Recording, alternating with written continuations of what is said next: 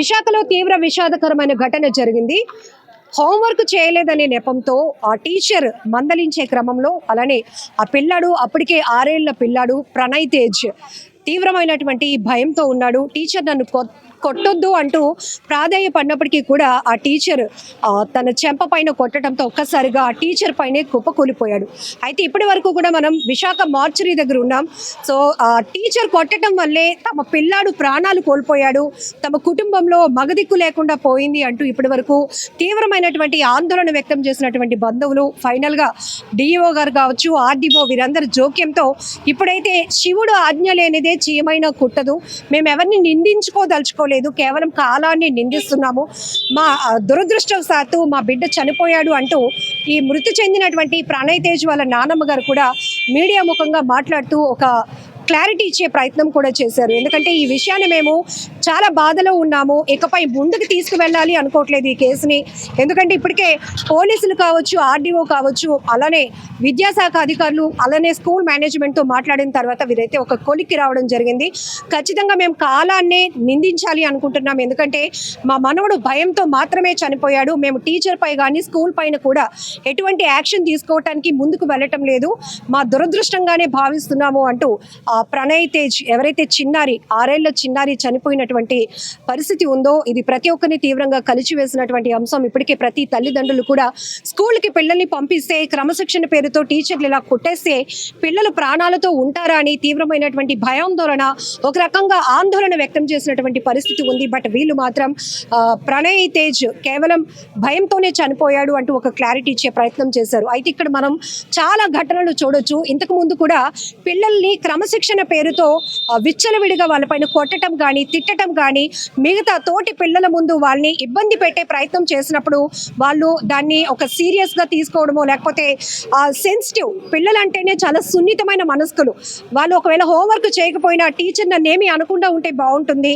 రేపొద్దున నేను హోంవర్క్ చేసేయాలి, మంచి స్టూడెంట్గా ఉండాలి అనే ఆలోచనతో ఉన్న పిల్లలు. బట్ ఈ ప్రణయ్ తేజ్ కూడా 6 సంవత్సరాల చిన్నోడు, వాడికి ఏమీ తెలియదు. కానీ టీచర్ అందరినీ పిలిచి హోంవర్క్స్ చెక్ చేస్తున్న క్రమంలోనే తను చేయలేనట్టున్నాడు. కానీ అప్పటికే తీవ్రంగా ఏడుస్తున్నాడు. టీచర్ పిలుస్తున్నా కూడా నన్ను కొట్టొద్దు అంటున్నాడు. ఈ దృశ్యాలన్నీ కూడా సీసీటీవీలో చూస్తుంటే ప్రతి ఒక్కరి మనసు చలించిపోతోంది. ఈవెన్ స్కూల్స్కి కానీ కాలేజెస్ కానీ పిల్లల్ని పంపించాలంటే భద్రత ఏది అని ఒక రకంగా తల్లిదండ్రులు ప్రశ్నిస్తూనే మరొక వైపు శిక్షణ, క్రమశిక్షణ, ఈ రెండింటికి మధ్య ఒక లైన్ ఎంత ప్రమాదకరంగా మారుతుంది అని చెప్పడానికి ఈ ఘటన కూడా ఒక ఉదాహరణే. ఆ టీచర్ మందలించాలి అనుకుందా, లేకపోతే ఇప్పుడు నేనేమి అనకపోతే రేపొద్దున కూడా హోంవర్క్ చేయకపోతే రేపు మళ్ళీ తల్లిదండ్రులు వచ్చి ఇదేనా మీరు నేర్పిస్తున్నటువంటి స్టడీస్, ఇదేనా మా పిల్లలకి మీరు ఇస్తున్నటువంటి డిసిప్లిన్ అని నిందిస్తారనే ఆలోచనతో కొంతమంది టీచర్లు ముందుకు వెళ్ళొచ్చు. కానీ ఇక్కడ ఆ టీచర్ కూడా ఆ క్షణాన్ని ఊహించి ఉండదు. ప్రతి టీచర్ కూడా పిల్లల్ని తల్లిదండ్రుల్లాగానే ట్రీట్ చేయాలనుకుంటారు. బట్ కొన్ని ఘటనల్లో చూసాం, పిల్లల్ని టార్గెట్ చేస్తూ చిన్న తప్పు చేసిన వాళ్ళని చితక బాధేసి శారీరకంగా మానసికంగా హింసించి వాళ్ళు చనిపోవడానికి కారణమైనటువంటి టీచర్స్ని కూడా చూసాం.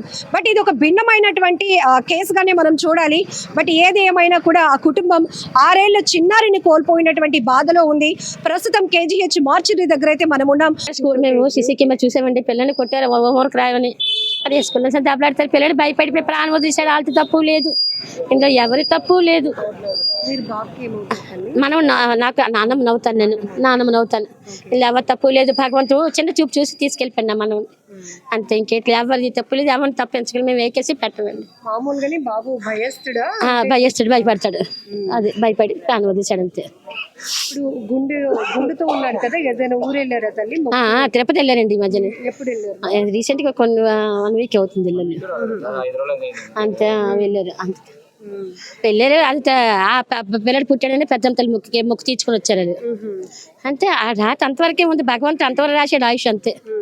ఆ భగవంతుడి పడి ఏడుస్తాం కానీ ఇంకంతకని ఇంకేట్లేదు కదా, ఏం చేస్తాం. వాళ్ళు కొన్ని చేయరు కదా, కొన్ని ఎవరే చేయరు, కొన్ని చేయి కాల్చుకుంటారు, ఎవరు కాల్చుకోరు కదా.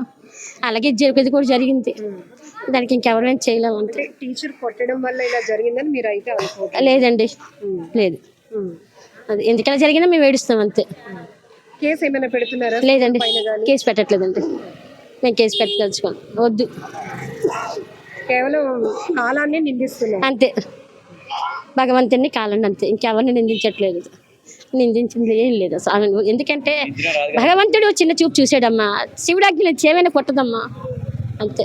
మొత్తం బంధువులు కుటుంబ సభ్యులు అందరూ కూడా పెద్ద ఎత్తున ఇక్కడికి చేరుకొని మాకు న్యాయం చేయండి అన్నారు.